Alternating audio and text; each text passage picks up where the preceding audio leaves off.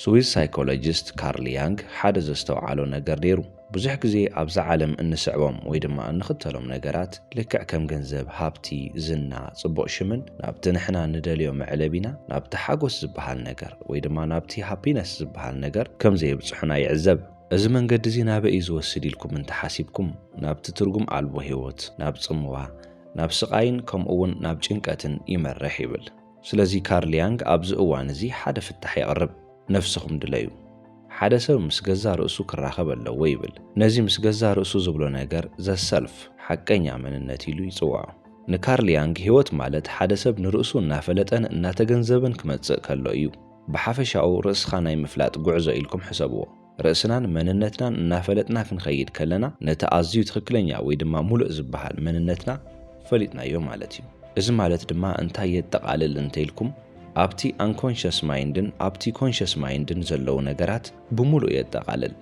ነዚ ድማ ካርል ያንግ ኢንዲቪጁዌሽን ፕሮሰስ ኢሉ ይጽውዖ እዚ እንታይ እዩ ዘመልክት እንተይልኩም ስነ ልቦናዊ ብስለት ሳይኮሎጂካል ማቹሬሽን ወይ ድማ ናይ ብስለት መንገዲ እዩ ዘመልክት ንሓደ ሰብ ልክዕ ከም መሰረት ወይ ድማ ፋውንዴሽን ኮይኑ ዘገልግል ነገር እዚ እዩ ንርእስና ምድጋፍ ኣብ ዝኸበደና እዋን እዚ ኣብዚ ዘስተኻኸልናዮ መሰረት ክድግፈናን ከሰጉመናን ይኽእል እዩ as a house built on a rock ወይ ድማ ኣብ ከውሒ ከም ዝቆመ ገዛ ጌርኩም ንርእስኩም ሕሰቡ ክንደይ ዝኣክል ከቢድ ዝበሃል ማዕበል እኳ እንተመጸ እቲ ገዛ ነቕ ዘይብለሉ ወይ ድማ ዘይናወጸሉ ኩነታት ኣዝዩ ልዑል እዩ እቲ ገዛ ድማ ነቲ ናትኩም ስነ ልቦናዊ ብስለት ይውክል ምስቲ ናይ ውሽጥኩም መንነት ርክብ ምፍጣር ኮኔክት ምግባር ወይ ድማ ምስ ነፍስኩም ምርኻብ ማለት ኣብ ውሽጢ ርግኣት ወይ ካልምነስ ኮፍ ከም ምባል ጌርኩም ሕሰብዎ ኣብ ዝተረጋግዐ ዓለም ከም ምንባር እዩ ዝኾነ ዓይነት ናይ ስምዒት ምንዋጽ እኳ እንተተፈጠረ ንስኹም ጸኒዕኹም ጠጠው ንምባል ግዜ ይህልወኩም እዩ ምስ ገዛ ርእስኹም ዝተራኸብኩም ማለት ድማ ብስነ ልቦና ዝበሰልኩም ሰባት ትኾኑ ማለት እዩ ናይ ህይወት ትርጉም ፐርፌክሽን ወይ ድማ ፍጹም ምዃን ዘይኮነስ ሆልነስ ወይ ድማ ሙሉእ ምዃን እዩ ካርል ያንግ ኣብ ህይወትና ክልተ ዓይነት ደረጃታት ኣለዉ ይብል እንታይ ንምምልካት እንተይልኩም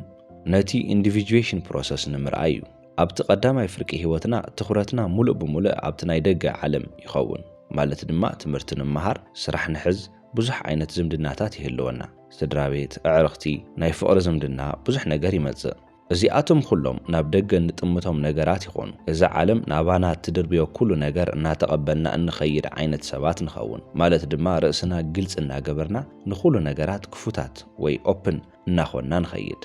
እዚ ርእስና ንኽንፈልጥ ወይ ድማ መንነትና ፈሊና ንኽንርዳእ ዝገብረና ሓደ ናይ ህይወት ኣካል እዩ ምክንያቱም ርእስና እናቃልዕና ኤክስፖዝ እናገበርና ወይ እናጋለጽና ነዚ ዓለም እንተዘይሂብና እንታይ ዓይነት ሰባት ምዃንና እኳ ኣይንፈልጥን ኢና ኣብ ግዜ ጸገም እንታይ ዓይነት ስምዒታት ይስምዐና ከቢድ ነገር ኣብ እንሕልፈሉ እዋን ኣእምሮና ወይ ስነ ልቦናና እንታይ ዓይነት ነገራት እናተጻወረ ይሓልፍ ነዚ ኩሉ ነገራት እንዕዘቦ ርእስና ግልጽ ጌርና ወይ ድማ ኣቃሊዕና ክንድርብዮ ከለና እዩ ኣብዚ ኩሉ ዕግርግር ውሽጢ ግና ርእስና ንተፈጥሮ ሕሊፍና ክንህብ እንኽእል ሰባት ክንከውን ኣለና ምክንያቱም ምስ ተፈጥሮ ዘይተዋሃደ ህይወት ክበሃል ኣይኽእልን እዩ ተፈጥሮ ማለት ፒዩሪቲ ወይ ንጽህና ማለት እዩ ስለዚ ምስቲ ንጹህ ጎንና ክንራኸብ ዝገብረና ኣብ ውሽጥና እንሰምዖ ድምፂ ወይ ኢንቱዊሽን እዩ ዝስምዐና ስምዒት ብምሉእ ምስዛ መሬት እንብላን ነገር እናራኸበትና ዝያዳ ንኽንልወጥ ትገብረና ካርል ያንግ ኣብ ግዜ እርጋን ነዚ ቀዳምነት ይህብ ነይሩ ናብራኡ ተፈጥራዊ ብዝበሃል መንገዲ እዩ ነይሩ መዓልትታቱ ብዘይ መብራህቲ ወይ ድማ ኤሌክትሪክ ይሕልፎ ነይሩ ኤሌክትሪክ ዝበሃል ነገር የለን ሙቐት ክደሊ ከሎ ሓዊ የቀጻጽል እሞ ኣብ ጥቓ እቲ ሓዊ ኮፍ ይብል ምሸት ምስ ኮነ ድማ ነተን ኩራዛት የብርሃን ማይ ክደሊ ከሎ እውን ብዝኾነ ዓይነት መስመር ዝመጸሉ ማይ የለን ናይ ከርሰ ምድሪ ማይ ቀዲሑ ይሰቲ ምግቢ ክበልዕ ክደሊ ከሎ ድማ ዕንፀይቲ ይፍልጽ ሓዊ የቀጻጽል ምግቡ ከዓ የብስል ነይሩ እዞም ቀለልቲ ዝበሃሉ ነገራት ንሓደ ሰብ ቀሊል ይገብርዎ ኣብዚ እዋን እዚ ድማ ቀሊል ከም ምዃን ዝኸበደ ነገር የለን ይብል ልክዕ ርእስና ምስቲ ክውንነት ወይ ሪያሊቲ ከም ምእሳር ጌርኩም ሕሰብዎ ነገር ግና ነቲ ናይ ውሽጢ ህይወት ማለት ድማ ነቲ ካልኣይ ደረጃ ህይወት ሰከንድ ስቴጅ ኦፍ ላይፍ ንዝበሃል መሰረታዊ ዝኾነ ክነማልኦ ዘለና ነገር ምዃኑ ክትግንዘቡ ይግባእ እቲ ካልኣይ ክፋል ህይወት ካብ ደገ ናብ ውሽጢ ይመጽእ ማለት እዩ ስለዚ ኣብዚ ውሽጣዊ ዓለም ምሕማስ ማለት እዩ ኢንዲቪጁዌሽን ዝበሃል ነገር እንደልዮ ኣብዚ እዩ ካርል ያንግ ብዙሕ ግዜ ትኹረቱ ዝገብር ኣብዚ ዓለም እዚኣ እዩ ረልም ኦፍ አንኮንሽስነስ ይብላ መወዳእታ ዘይብላ ደረት ኣለዋ ዘይትብልዋ ኣዝያ ገፋሕ ኣበይ ጀሚረ ኣበይ ክውዳኣ ዘይትብልዋ ዓለም እያ ወዲ ሰብ ኣብ ክልተ ዓለም እዩ ዝነብር ዘሎ መብዛሕትኡ ሰብ ግና ኣብ ሓንቲ ዓለም ጥራይ እናነበረ ይርከብ እታ ካልአይቲ ዓለም ዘየላ ይመስሎ ወይ ድማ እንተላኳ ነቲ ነገር ኢግኖር ገይሩ ንምንባር ይመርጽ ነገር ግን ወዲ ሰብ ኣብዛ ዓለም እዚኣ ጥራይ ተወሲኑ ክተርፍ ኣይኽእልን ስግግር ወይ ድማ ትራንዚሽን ክገብር ኣለዎ ወይ ድማ ናብቲ ካልኣይ ክፋል ህይወት ክሓልፍ ኣለዎ እሞዳ ናብታ ህይወት ንሳ ክሓልፉ ክፍትኑ ከለው ንርእሶም ድልዋት ዘይኮኑ ሰባት ኮይኖም ይረኽብዋ ሽዑ እምበኣር ናይ ፍርቂ ዕድመ ቅልውላው ወይ ድማ ሚድ ላይፍ ክራይሲስ ዝበሃል ደቂ ሰባት ኣብ መበል 30ታትን 40ታትን ዕድሚኦም ምስ በጽሑ እንታይ ዓይነት ህይወት ይመርሑ ከም ዘለዉ እኳ ድንግርግር ይብሎም እንታይ እዩ ዘምለጠኒ ሓደ ነገር ዝጎደለን ነገር ኣሎ ይብሉ ነቲ መልሲ ግና ክፈልጥዎ ኣይከኣሉን እዚ ማለት ነዚ ዘይምፍላጥ ማለት እዩ ነታ ቀዳመይቲ ዓለም ጥራይ ሒዝካ ምኻድ ዘስዕቦ ነገር እዩ ብዙሕ ሰብ ነፍሱ ዘጥፍእ ወይ ድማ ዓርሰ ቀትለት ዝፍጽም ስለምንታይ ይመስለኩም ናይ ህይወት ጸገም ስለ ዝተደራረበሉ ጥራይ እኳ ኣይኮነን ናይ ህይወት ጸገም ክደራረቦ ከሎ ወዲ ሰብ መጀመርታ ዝገብሮ ነገር ነፍሱ ምድላይ እዩ ነፍሱ ደልዩ ድማ ክረኽባ ኣይከኣለን እንተው ሓደ እቲ ዝኸደሉ ዘሎ መንገዲ ትክክለኛ መንገዲ ወይ ድማ ነፍሱ ዝረኽበሉ መንገዲ ከም ዘይኮነ ከስተውዕል ከሎ ሽዑ ርእሱ ካብ ፎቕ ንምድርባይ ወይ ድማ ብዝኾነ ዓይነት መንገዲ ርእሱ ንምቕታል ይፍትን ኣብዛ ዓለም እዚኣ ካብ ማሕበረሰብና ተምሃርናዮምን ዝወሰድናዮም ነገራት ንዓና ብዝኾነ ዓይነት መንገዲ ሙሉኣት ክገብሩና ከም ዘይኽእሉ ክንግንዘብ ከለና ሽዑ ነዚ ውሳነ እዚ ንምውሳን ንግደድ ወይ ኣብቲ መንገዲ ክንኣቱ ንኽእል ርእስኻ ናይ ምስኣን ቀንዲ ምኽንያት ኮንፎርሚቲ ወይ ድማ ምስ ናይ ካልኦት ሕግታትን ናይ ካልኦት ሰባት ኣነባብራን ተስማሚዕኻ ምንባር እዩ ይብሎ ካርል ያንግ ኣብዚ ጥራይ ኣየብቅዕን ናይ ትብዓት ተጻራሪ እንታይ እዩ ኢለ እንተ ዝሓተኩም ምናልባት ፍርሒ እዩ ክትብሉኒ ትኽእሉ ኢኹም ግናኸ ንሱ ኣይኮነን እቲ ተጻራሪ ነቲ ዕስለ ምኽታል እዚ ማለት ናይ ካልኦት ሰባት ህይወት ተቐቢልካ በቃ በዚ መንገዲ እዚ ክነብር እየ ምባል ማለት እዩ ይብል መብዛሕትኡ ግዜ እንታለለሉ እውን በዚ መንገዲ እዚ ክንከይድ ከለና እዩ ንሕና ነቲ ናትና ፍሉይነት ራሕሪሕና ሰባት ብዝኸድዎ ቀሊል ዝመስል መንገዲ ዕስለ እናተኸተልና ብምኻድ ግዜናን ዕድመናን ነባኽን ኣለና ካብቲ ዕስለ ተፈሊኻ ንምኻድ ወይ ድማ ዕስለ ኣብ ዘይኸደሉ መንገዲ ንምጓዓዝ ዓብዪ ትብዓት የድሊ ምክንያቱም ኣብዚ መስርሕ እዚ ምስቲ ብዙሕ ህዝቢ ጥራይ ዘይኮነስ ምስ ገዛ ርእስኻ እውን ከይተረፈ ኢኻ ትፈላለ ስለዚ ኢኻ ኣብዚ መንገዲ እዚ ክትኸውን ከለኻ በይንኻ ከም ዝኾንካ ዝስምዐካ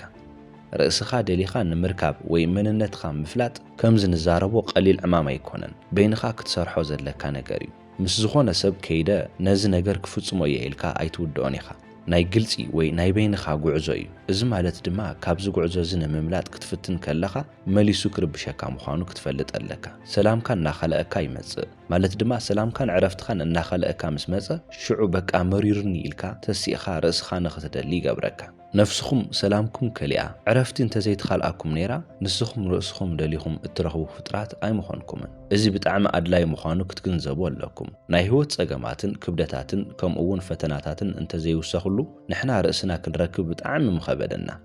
ከምኡ እኳ እናሃለወ ኣብ ከምዚ ዝበለ ዓብዪ ጸገምን ከቢድ ዝበሃል ህይወትን ውሽጢ እናነበርና ርእስና ክንረክብ ዘይደለና ብዙሓት ሰባት ኣለና ምስ ገዛ ነብስና ካብ ምፍጣጥ ዘለና ፍርሒ ዝተልዓለ ነዛ ህይወት ከም ሲኦል እናርኣናያ ብደንብ እናተሳቐና ክንነብር ንመርጽ ስለዚ እዩ መጽሓፍ ቅዱስ በታ ጸባብ በሪ እተው እታ ናብ ጥፍኣት እትወስድ በሪ ይገፋሕ መንገዳ እውን ሰፊሕ እዩ እሞ እቶም ናብኣ ዝኣትዉ ብዙሓት እዮም እታ ናብ ህይወት እትወስድ በሪ ግና ጸባብ እያ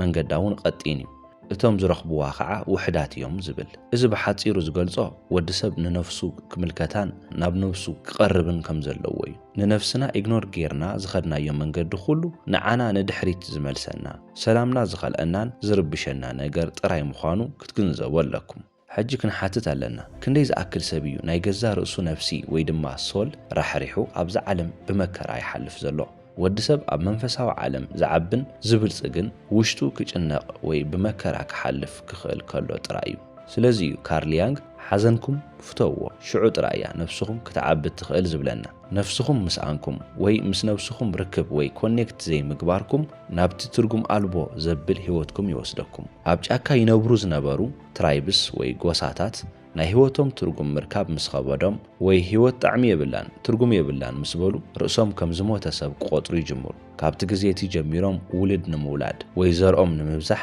ኣይሓስቡን እዮም መብዛሕትኦም ኣባላት እቲ ጎሳ ኣብ መሬት ይድቅሱ ብኡ ኣቢሎም ድማ ይሞቱ ዋላ ሓንቲ ምግቢ ኣይበልዑን በቃ ከም ዝደቀሱ ይተርፉ ማያቶም እንተተመልከቱ ብዓሳታትን ብምግብን ዝመልአ እዩ ነገር ግና ንሳቶም ምግቢ ጥራይ ንህይወት ከም ዘየብላ ተገንዚቦም ነይሮም ካርል ያንግ በተደጋጋሚ ዝነግረና ዝነበረ እዚ እዩ ርእስና ክንፈልጥ ኣለና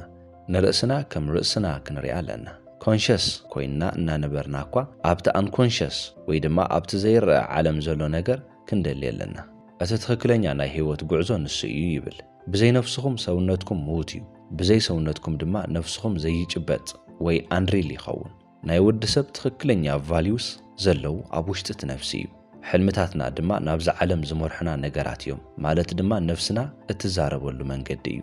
ልክዕ ከምቲ እትፈትዎን እተፍቅርዎን ሰብ ነዚ ሕልሚ ሒዝና ናብ ቅድሚት ክንጓዓዝ ይግባእ ይብል ካብ ሕልምታት ብተወሳኺ ካርል ያንግ ኢማጂኔሽን ካብኡ ሓሊፉ እውን ኣክቲቭ ኢማጂኔሽን ክንለማመድ ከም ዘለና ይነግር እዚ ሓደ ቴክኒክ እዩ ይብል እዚ እንታይ እዩ እንተኢልኩም ኣብ ውሽጢ ኢማጂኔሽንኩም ምስ ገዛ ርእስኩም ምዝርራብ ኢልኩም ሕሰብዎ ንኣብነት እንተሓሚምኩም ነቲ ዘሕመኩም ቦታ ክትዘራርብዎ ትኽእሉ ኢኹም እግርኩም እንተሓሚሙ ንእግርኩም ከም ምዝርራብ ጌርኩም ሕሰብዎ ዘይከኣል ነገር የለን ኣዒንትኩም ዓሚትኩም እትርእይዎም ነገራት ወይ ኣብ ኣእምሮኩም እትስእልዎ ነገር ኩሉ ንስኹም ባዕልኹም ኢኹም ስለዚ ኣብ ኣእምሮኩም እተካይድዎ ነገር እትዛረብዎ ነገር ብምሉኡ ምስ ገዛ ርእስኩም እትገብርዎ ዝርርብ ማለት እዩ እዚ ምስ ሕልሚ ተመሳሳሊ እዩ ክትብሉ ትኽእሉ ኢኹም ነገር ግና ሕልሚ ዝካየድ ንሕና ምስ ደቀስና እዩ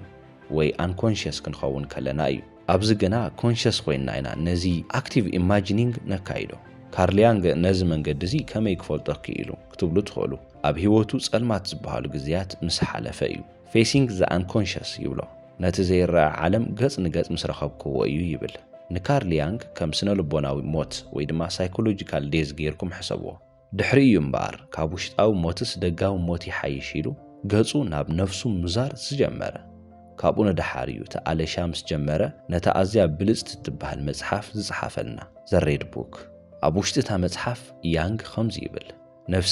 ነፍሰይ ኣበይ ኣለኺ ትሰምዕኒ ዶ ኣለኺ ኣነ ዛረብ ኣለኹ ኣነ ጽውዕ ኣለኹ ንስኺ ግና ኣለኽ ዶ ኣነ ተመሊሰ ኣለኹ ደጊመ እውን መጺ ኣለኹ ኣብ እግረይ ዘሎ ናይ ዓለም ሓመድ ኣራጊፈ እየ መጺ ድሕሪ እዚ ኩሉ ግዜ ምሳኺ ተመሊሰ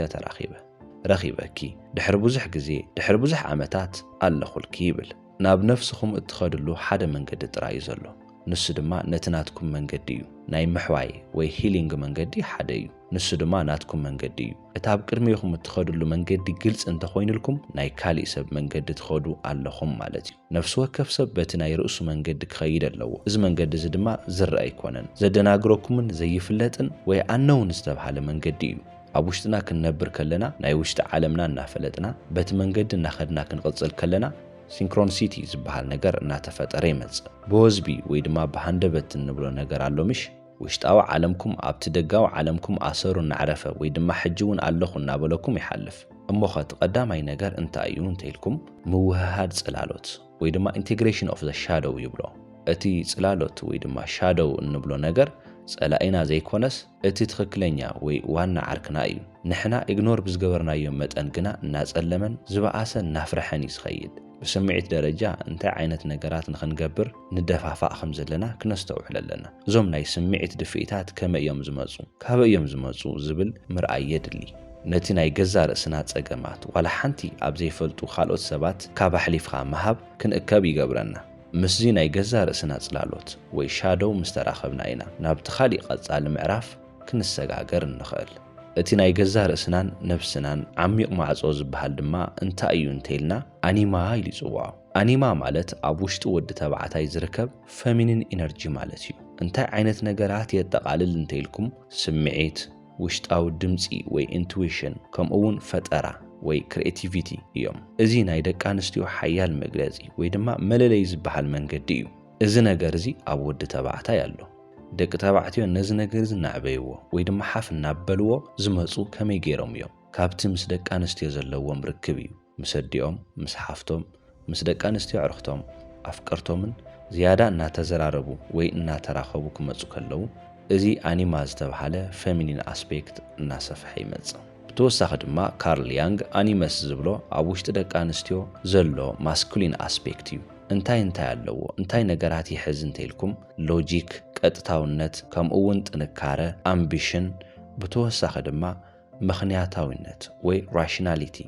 እዚ ንደቂ ኣንስትዮ ኣዝዩ ኣድላይ ዝኾነሉ ምኽንያት በይነን ውሳነታት ንኽውስና ኢንዲፐንደንት ንክኾናን ወይ ኣብ ዝኾነ ሰብ ጽግዕተኛ ከይኮናን ዝሕግዘን ስለ ዝኾነ እዩ ነዚ ጎነን እናዕበዮ ዝመጻ ድማ ምስ ደቂ ተባዕትዮ ዝሓሸ ርክብ እናገበራ ክመጻ ከለዋ እዩ ምስ ኣቦአን ምስ ኣሕዋተን ምስ ደቂ ተባዕትዮ ዓርከንን ኣፍቀርተንን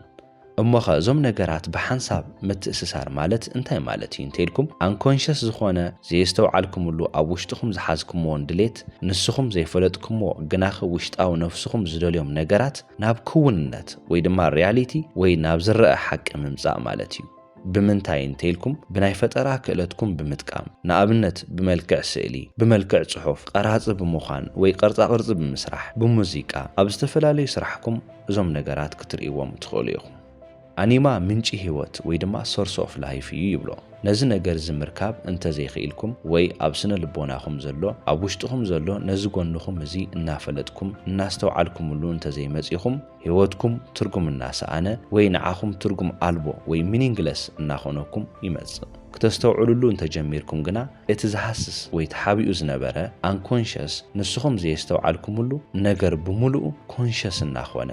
ንስኹም እውን እናስተውዓልኩምሉ ትመጹ ናብ ኣኒመስ ክንመጽእ ከለና ድማ ኣኒመስ ዝበሃል ነገር ምንጪ ትርጉም the source of meaning ይብሎ